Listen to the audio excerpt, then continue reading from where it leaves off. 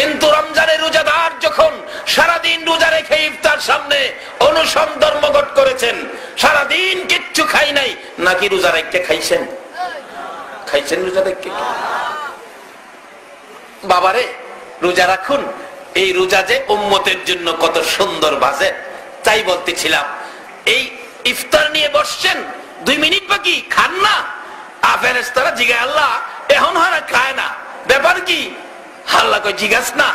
ফেরেশতারা কই আল্লাহ তারা অনুসরণ ধর্মঘট করেছে, দুনিয়ার অনুসরণ ধর্মঘট, ভন্ডাভন্ডি, বাদাম খায় পানি খায়। রমজানের রোজাদার এমন এক অনুসরণ করেছে, পানিও খায় না ইফতারির টাইম না হওয়া পর্যন্ত। আল্লাহ বলেন ফেরেশতারা এই অনুসরণকারীদের উদ্দেশ্যে আমি ঘোষণা দিচ্ছি, তারা আযানের আগ পর্যন্ত, সূর্যাস্তের আগ পর্যন্ত কিছুই খাবে না। তোমরা সাক্ষী থাকো, আমি কথা দিলাম যেই দাবিতে তারা রোজা রাখছে, আমি আল্লাহ এই দাবি পুরা করে নিলাম এবং পানির আগে, মুখে দেওয়ার আগে আগে আমি তাদের জীবনের গুনাহগুলো মাফ করে দিলাম। আল্লাহ বলেন রোজাদারের জন্য 2টা পুরস্কার, একটা হলো ইফতারির সময় আমি আল্লাহর রহমত, আমি আল্লাহর সন্তুষ্টি, আরেকটা হলো জান্নাতের মধ্যে রোজাদারের সাথে আমি আল্লাহর সাক্ষাৎ। জোরে জোরে কান সুবহানাল্লাহ। হাশরের দিন যেদিন কায়েম হবে, ও রোজাদারেরা একটা রোজাও ছাড়বেন না। রোজাদারের সাথে আল্লাহর দিদার সাক্ষাৎ, কত সুন্দর ব্যবস্থা দেখেন। হাশরের দিন আল্লাহ পাক প্রথমত ঘোষণা দিবেন, ও ফেরেশতারা আমার আরশের নিচে ডেকোরেশন দিয়ে সাজাও, লাইটিং ফাইটিং ঠাইটিং শাইটিং সব লাগাও। ফেরেশতারা বলবেন ব্যাপার কি? আল্লাহ বলবেন আমার কিছু মেহমান আছে, আমার মেহমানদারি করা হবে। আল্লাহর মেহমান হবেন কে? হাশরের ময়দানে ফেরেশতারা প্রশ্ন করলে আল্লাহ বলবেন যারা সারাদিন না খায়া রমজানের রোজা রাখছিল, খায় নাই আমি আল্লাহকে ভয় করে, তারা আজকে আমি আল্লাহর মেহমান। দুনিয়াতে তারা না খায়া রোজা রাখছে, আজকে আমি আল্লাহ তাদেরকে খাওয়াবো। আল্লাহ বলবেন ফেরেশতারা সমস্ত হাশরের মাঠ তোমরা ঘুরতে থাকো, যেখানে মাটির থেকে মেশকে আম্বরের গন্ধ বাহির হবে, মনে করবে এখানে আমার রোজাদার ঘুমিয়ে আছে। আল্লাহর মেহমান বলে ডাক দিলেই তারা উঠবে। ফেরেশতারা ডাকতে থাকবে, আল্লাহর মেহমান উঠেন, উঠাইয়া ডাক্কান শুরু করবেন। আরে আমরা কই নিবেন, আমরা ভয় পাইতেছি হাশরের বিচার। আরে বিচার টিচার পরে চলেন। শোনো হে নবীজির উম্মত, রোজা রাখো রমজানের, পবিত্রতা রক্ষা করো, দরজা খোলা জান্নাতের। পবিত্রতা রক্ষা করো, দরজা খোলা জান্নাতের। যাই না ওদিকে, লম্বা হয়ে যাইতেছে। ডাক্কাইতে থাকে বিআই হাটহাজারি বাজারে, জয় বিআই 5 বছর পরে পাইছি। আয়াত মানুষে কই খিয়েছে খিয়েছে, কোনা কিচ্ছু হয়েছে না আমার বিআই। ডাক্কায় নিয়ে চার দোকানে ডুয়াইছে, বাজার করবেন পরে, আগে সাকা। হাশরের ময়দানে ফেরেশতারা রোজাদারকে ধরে টাইনা টাইনা নিবে। আপনারা বলবেন ব্যাপার কি? কোনো ব্যাপার নাই, আল্লাহর বালাখানায় খাওনের ব্যবস্থা, বসে যান টেবিলে, ডেকোরেশন সাজানো হয়েছে, যা বইব। ব্যাপারটা কি? ফেরেশতারা বলবেন ব্যাপার স্যাপার না, দুনিয়াতে খান নাই, অন খাইবেন। সব রোজাদার বসাইয়া আল্লাহ বলবেন তোমরা খাওয়া শুরু করো, আমি বিচারের কোর্টে। সুবহানাল্লাহ। 50,000 বছর বিচারের কোর্ট চলছে, বিচারের কোর্টে আল্লাহ, আর আপনারা খাইতে থাকবেন। মাঝে মাঝে আমার নবী আপনাদের সামনে হাজির। আল্লাহু আকবার বলুন। খানার টেবিলে আপনারা খাবেন, রোজাদার দুনিয়ার হোটেলে গিয়ে খাইতেন, কিছু না গেলাম বেহেশতে। রোজাদার খানার টেবিলে খাবেন, আর একটু পরে পরে বলবেন নবী গো বিচার জানি আমাদের কি হয়। খাওয়া তো ভালো লাগে, খাইতে মন চায়, আরো খাইতাম, কিন্তু মাঝে মাঝে কলিজা চিপা মারে, বিচার জানি আমাদের কি হয়। আমার নবী বলবেন উম্মতেরা রে, খা খা, পেট ভরে খা। আমি নবী কথা দিলাম রে, আমি নবী হাশরের ময়দানে থাকতে আমার একটা উম্মত জাহান্নামে নিতে দিব না। এই দরুদি নবীর পক্ষে থাকতে আপনারা রাজি আছেন কিনা? আমার আল্লাহ বন্ধুর ব্যথা দেখে বারবার আমার আল্লাহ বলতেন বন্ধু গো এত ব্যথাই তুমি ব্যতীত কেন? আমি আল্লাহ কথা দিলাম হাশরের ময়দানে তোমার একটা উম্মত জাহান্নামে নিতে দেব না, যতক্ষণ পর্যন্ত তুমি নবী খুশি না হইবা ততক্ষণ পর্যন্ত আমি আল্লাহ জান্নাতের দরজা বন্ধ করব না। আমার নবী তখন চোখের পানিগুলো জর্জর করে ছেড়ে দিলেন, প্রভু গো, আমাকে খুশি করার জন্য জান্নাতের দরজা খুলে রাখবেন।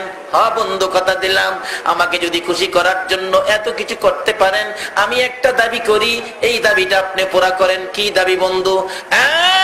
প্রভু, হাসরের ময়দানে আমার উম্মতের গুনার খাতাগুলো আমি নবীর হাতে দিলে আমি খুশি হইব। আমার আল্লাহ বলেন, বন্ধু, তোমার হাতে কেন দেওয়ার জন্য বলছো?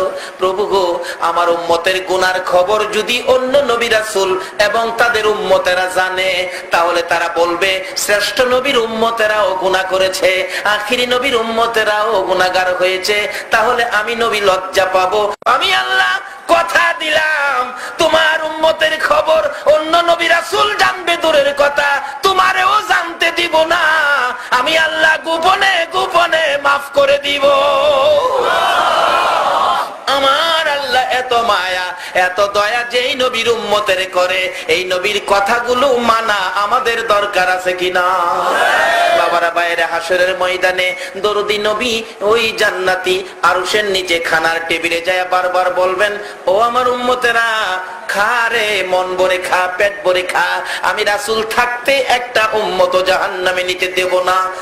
এমনি সময় 50,000 বছর পার হয়ে যাবে, আমার আল্লাহ বিচারের কোর্ট শেষ করে আপনাদের ডেকোরেশনের ভিতরে ডুববে।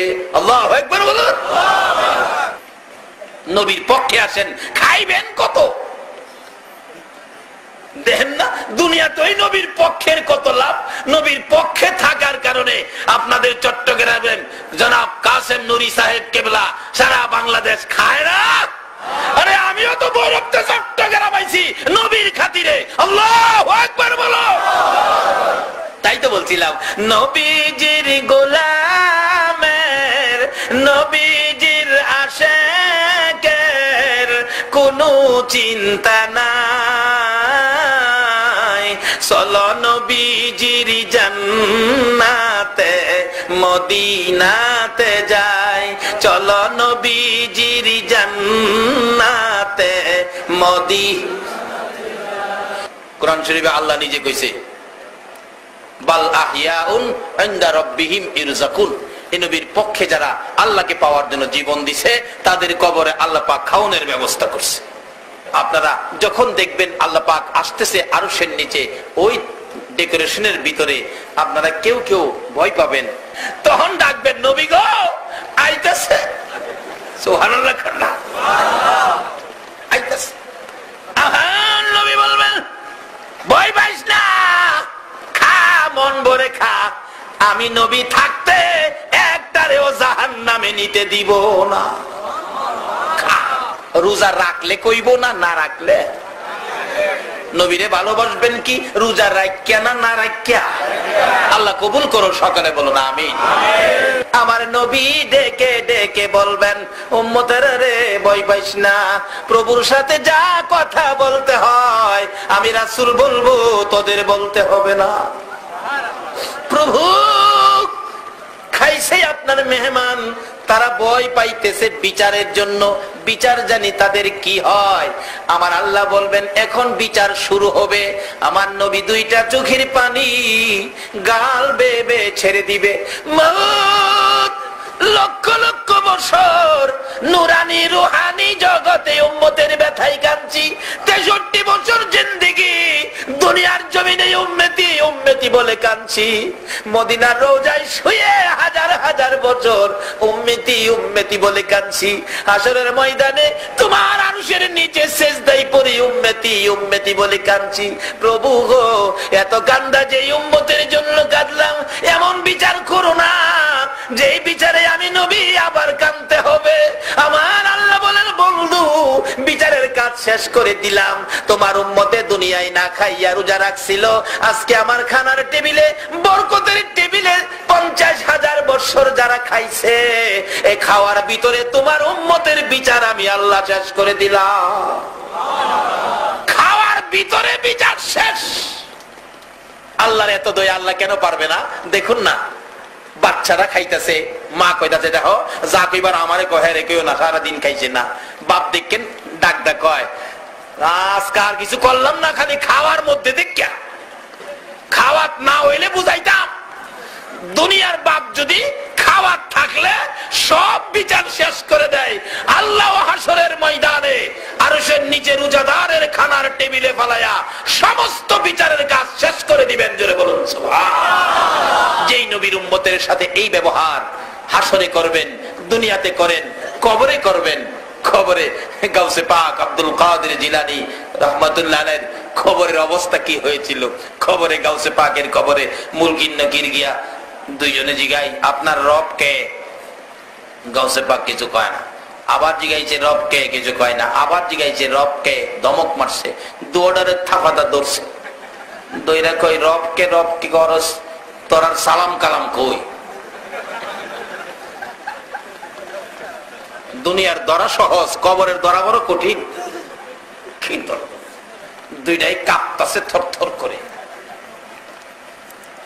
ধরা পড়ছেন না তো কবর, বুঝতেন কি ধরা যায়।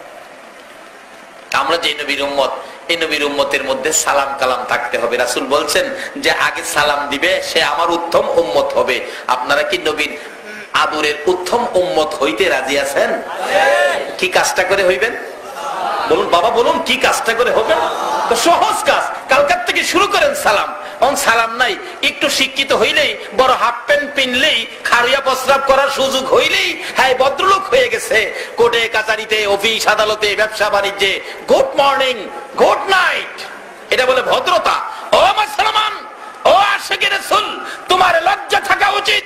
গুড মর্নিং, গুড নাইট মুসলমানদের মুখ থেকে বাহির হইতে পারে না। যারা গুড মর্নিং গুড নাইট শিক্ষা দিয়েছে তারা আজকে ইরাকের জমিনে এসে আবু গারিব কারাগারে আমাদের মা বোনদের ইজ্জত মারতেছে। আমরা মুসলমান কোনদিন মুখ থেকে গুড মর্নিং গুড নাইট বাহির করতে পারি না। ওই নবীর আদর্শ, যেই নবীতে 70 বছর জিন্দেগি উম্মতি উম্মতি বলে কাঁদছে, এখনো সোনার মদিনায় কান্দে, হাসরে কান্দে, একটা উম্মত জাহান্নামে থাকা পর্যন্ত কাঁদবে। সেই নবীর আদর্শ সালাম সমাজে বাস্তবায়ন করতে রাজি আছে। আল্লাহ কবুল করুন, সকলে বলুন আমিন। বাবারা ভাইরা, কালকার থেকে সালাম শুরু করে দিবেন। সালাম একজন আরেকজনকে দিবেন। এটা নবীর আদর্শ। উত্তম উম্মত হবেন সালাম দিয়ে।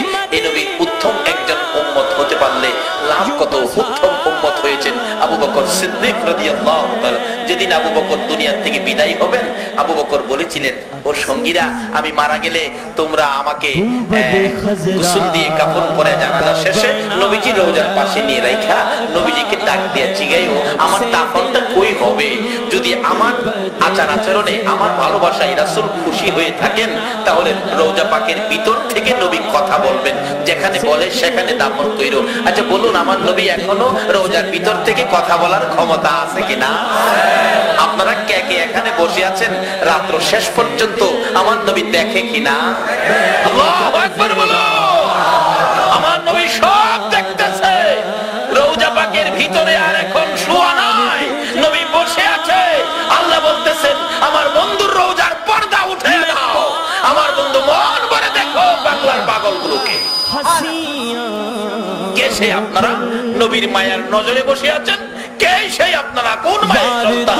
নিশ্চয়ই আপনারা যেদিন মায়ের পেটে ছিলেন, আপনার মা আপনি পেটে থাকাকালীন নবীর উপর দুরূদ শরীফ পড়ছিল। ওই তাসির যাদের গায়ে আছে তারাই রাত্র 3টা পর্যন্ত বসে থাকে। বাবারা ভাইয়েরা, আসুন সে নবীর পক্ষে।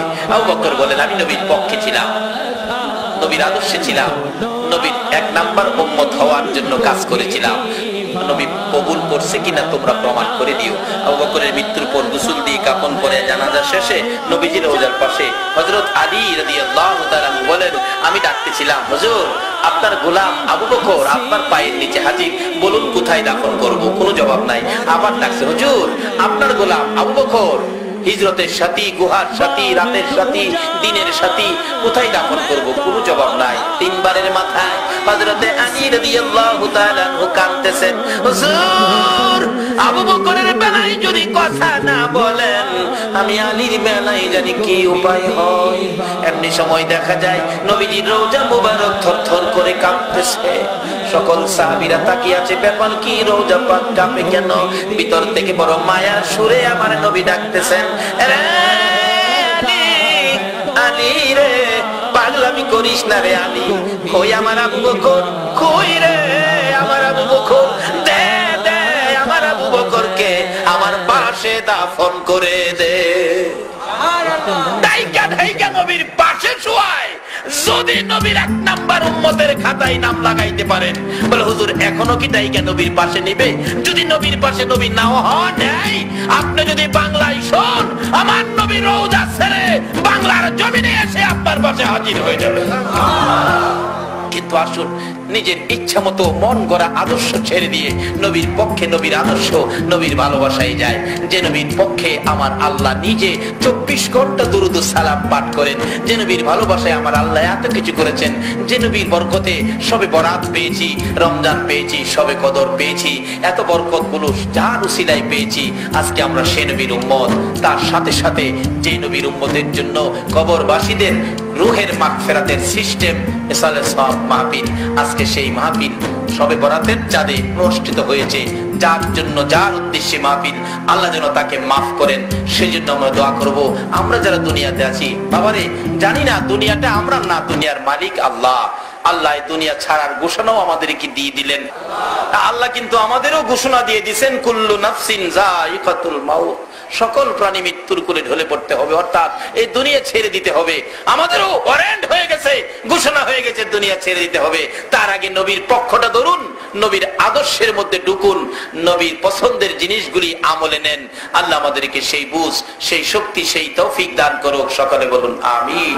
আসুন বাবারা, রাত্র শেষের দিকে দোয়া হবে। তার আগে যে নবীর উপর আমার আল্লাহ নিজে দুরূদ সালাম প্রেরণ করেন, করতেছেন, 24 ঘন্টা করেন, ফেরেশতারা করে ঈমানদারদেরকে ডেকে বলেন, ইয়া আইয়ুহাল্লাযীনা আমানু সাল্লু আলাইহি ওয়া সাল্লিমু তাসলিমা। ও ঈমানদাররা, তোমরাও এই কাজে শরীক হও। যে কাজ আল্লাহ করেন, ফেরেশতারা করেন, এই কাজটা কি আপনারা করতে রাজি আছেন? আল্লাহুম্মা আমিন। রব্বানা যালামনা আনফুসানা ওয়া ইন লাম তাগফির লানা ওয়া তারহামনা লানাকুনান্না মিনাল খাসিরিন। রব্বিরহামহুমা কামা রাব্বায়ানি সগীরা। রব্বিরহামহুমা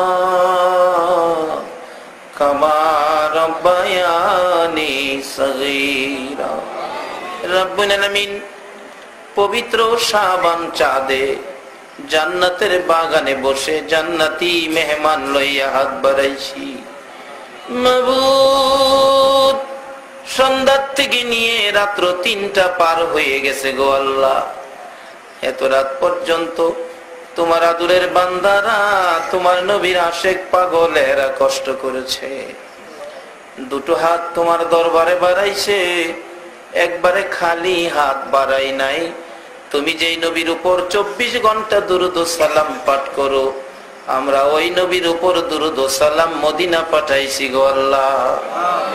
আমাদের দুরূদ ও সালাম গুলো পাখির মতো উড়াইয়া উড়াইয়া দয়ার নবী, মায়ার নবীর কদম মুবারকে পৌঁছাইয়া দাও।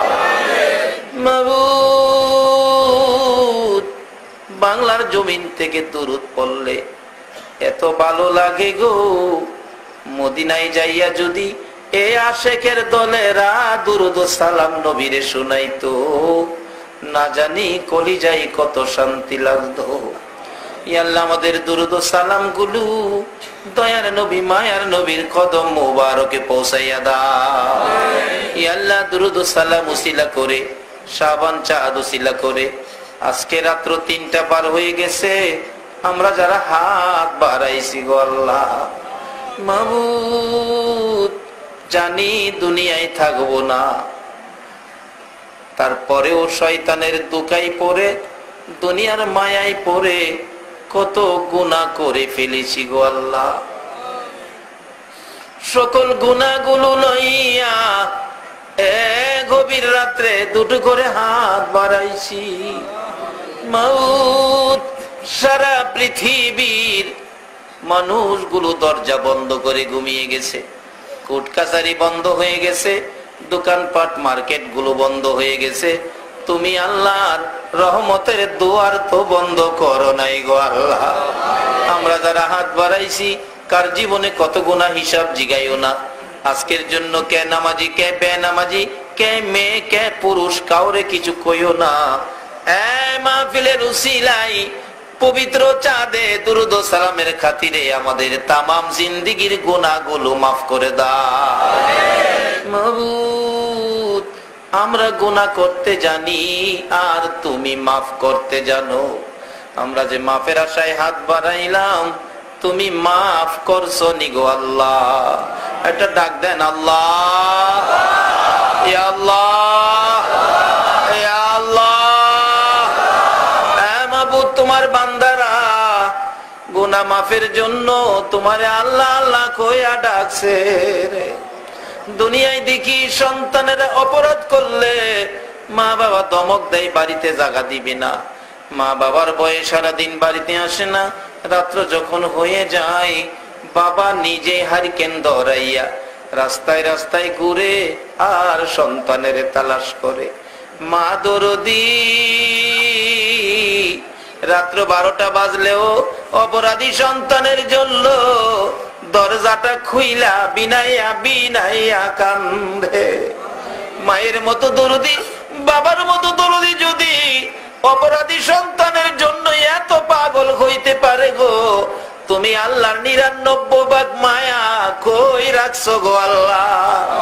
গুনাহগার বান্দারা তোমাকে আল্লাহ আল্লাহ কইয়া ডাক মারলো, তোমার কি মায়া লাগে না? তোমার কি দয়া লাগে না?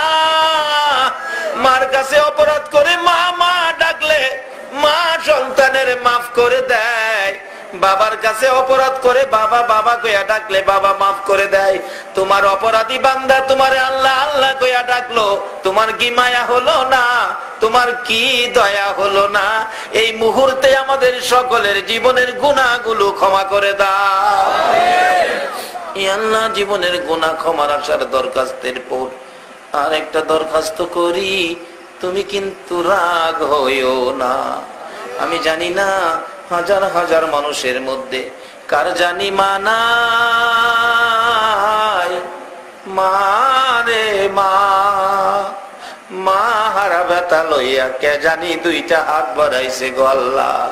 কার জানি বাবা নাই রে, বাবা হারা ব্যথা লইয়া কে জানি হাত বাড়াইছে।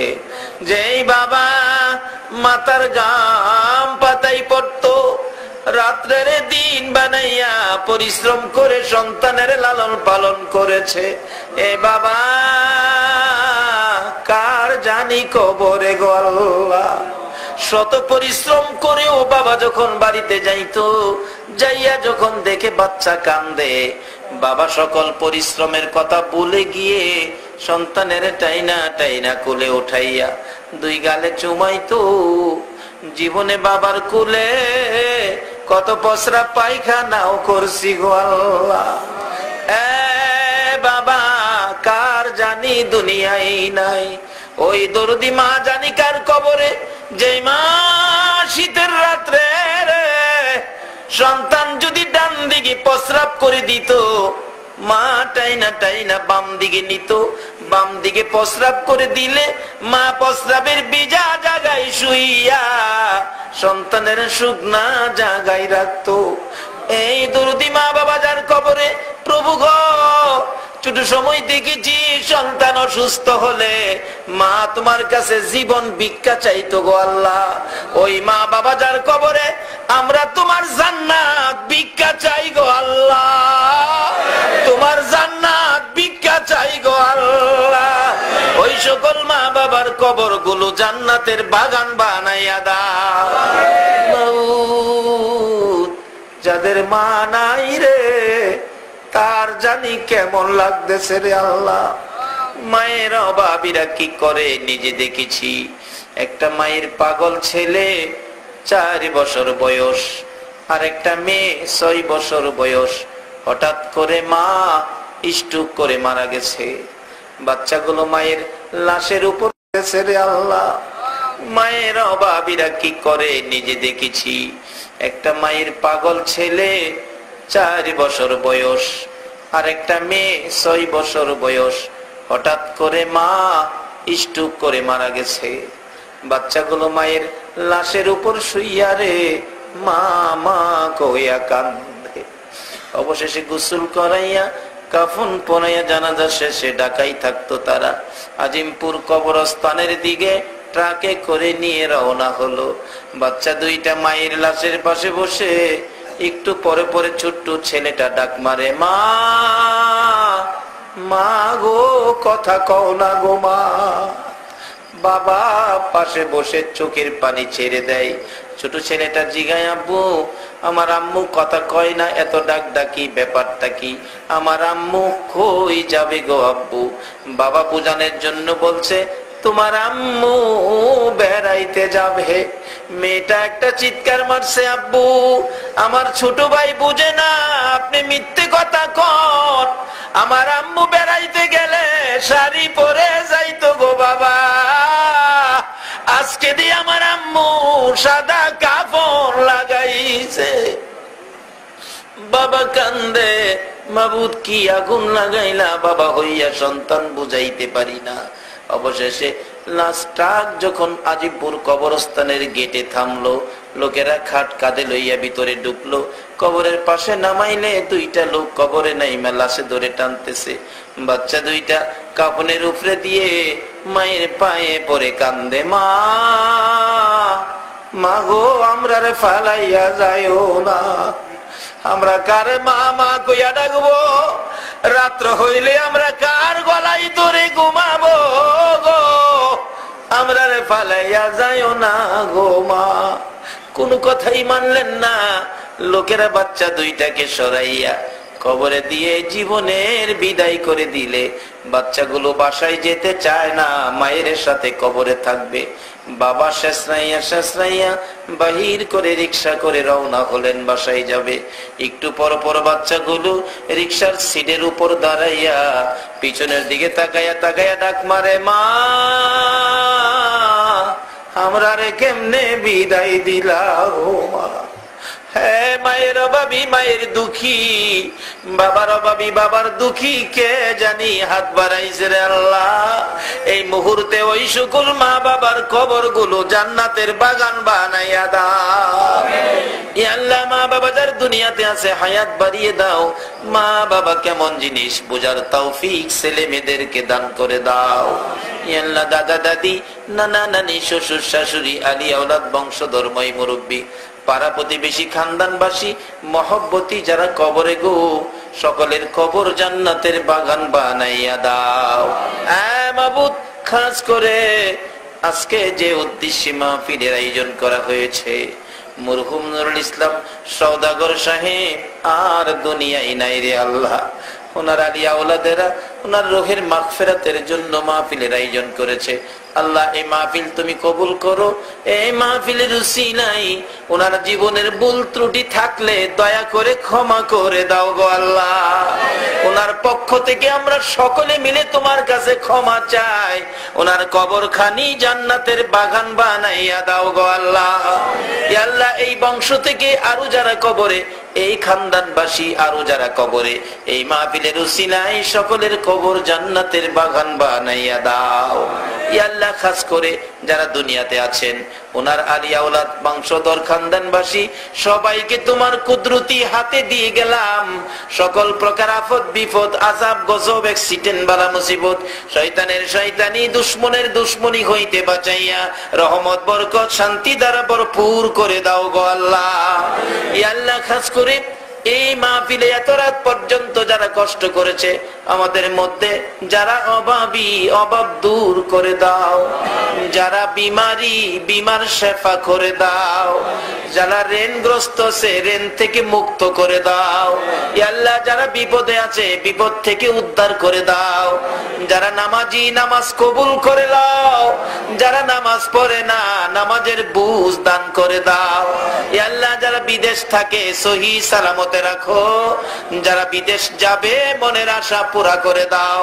যারা ব্যবসা করে ব্যবসায় বরকত দাও, যারা চাকরি করে পদোন্নতি দান করে দাও, যারা গৃহস্থী করে করবে জমির ফসলে বরকত দিয়ে দাও। আল্লাহ যারা লেখাপড়া করে লেখাপড়ায় বরকত দাও, যারা পরীক্ষা দিয়েছে দিবে কামিয়াবি দান করে দাও। ইয়া আল্লাহ তোমার নবীর সকল আশেক পাগলদেরকে বেশি বেশি করে নেক হায়াত বাড়াইয়া দাও। মাউত এই মাহফিলে যারা এই পর্যন্ত কষ্ট করছে গো আল্লাহ, আমার মন কয় তোমার নবী যদি এখন ডাক দিত, উম্মতেরা রে, যুবকেরা রে, আয় তোদের লইয়া উহুদের ময়দানে যাব। এই মাহফিলের পাগলগুলো তোমার নবীর পক্ষে দৌড়ে যাইতো গো আল্লাহ। এই পাগলদেরকে নিয়ে একটা দরখাস্ত করি, প্রভু গো ওই মায়ার নবীরে একদিন ঘুমের ঘরে স্বপ্নে দেখাইয়া দিও। নবীজিকে স্বপ্নে না দেখাইয়া এই মাহফিলের কাউকে তুমি সাদা চাদর গায়ে লাগাইও না। আল্লাহ এই পবিত্র চাঁদ, রবিউল আউয়াল চাঁদ, মুহররমের চাঁদ, আল্লাহ জিলহজের চাঁদ, রমজানের চাঁদ, শাবানের চাঁদ, মাবুদ গো রজব চাঁদ সহ এই সকল বরকতময় চাঁদের বরকতের ভাগী আমরা করে দাও গো আল্লাহ। খাস করে আজকের এই শাবান চাঁদের পুরাপুরি শবে বরাতের বরকত আমাদেরকে নসিব করে দাও গো আল্লাহ। আমাদের সুস্থ করে নেক হায়াত বাড়িয়ে দাও। রমজানের রোজাগুলো সঠিকভাবে রাখার তৌফিক দাও। রমজানের বরকত শবে কদর সহ আমাদের আমল নামায় লাগাইয়া দিও গো আল্লাহ। ইয়া আল্লাহ মাহফিল শেষে যারা যেখানে যাবে সহি সালামতে পৌঁছাইয়া দিও গো আল্লাহ। ইয়া আল্লাহ চট্টগ্রামের সকল সুন্নিয়াতের আলেম ওলামাদের হায়াত বাড়াইয়া দাও গো আল্লাহ। মাবুদ গো চট্টগ্রামের জমিনের নিচে যত ওলি আল্লাহগণ শুয়ে আছে সকলের রুহানি ফয়েজ আমাদেরকে নসিব করে দিও গো আল্লাহ। ইয়া আল্লাহ আল্লামা গাজী শেরে বাংলার রুহানি ফয়েজ আমাদেরকে নসিব করে দাও গো আল্লাহ। ইয়া আল্লাহ তোমার ওলি আল্লাহগণের পথে চলার তৌফিক দাও। নবীর ভালোবাসার পথে আমাদেরকে কবুল করে নাও। যতগুলো দরখাস্ত করলাম এই পবিত্র শাবান চাঁদের উসিলায়, এসালে সব মাহফিলের উসিলায়, মাবুদ দুরূদ ও সালামের উসিলায় সবগুলো তুমি কবুল আর মঞ্জুর করো গো আল্লাহ। ওয়া সাল্লাল্লাহু তাআলা আলা খায়রি খালকিহি মুহাম্মাদিন ওয়া আলা আলিহি ওয়া আসহাবিহি আজমাইন বিহাক্কি লা ইলাহা ইল্লাল্লাহু মুহাম্মাদুর রাসূল।